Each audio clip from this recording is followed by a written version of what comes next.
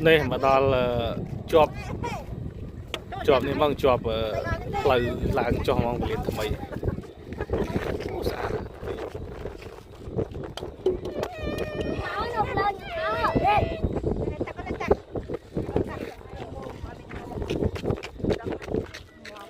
chăm lang một thứ nó mau nó mau ơi mau ơi đâu lang mau này cầm cho lang mà lưới đi lang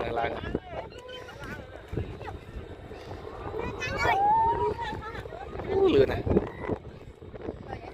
ok được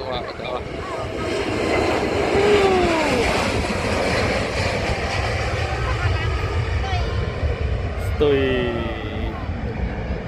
giá ra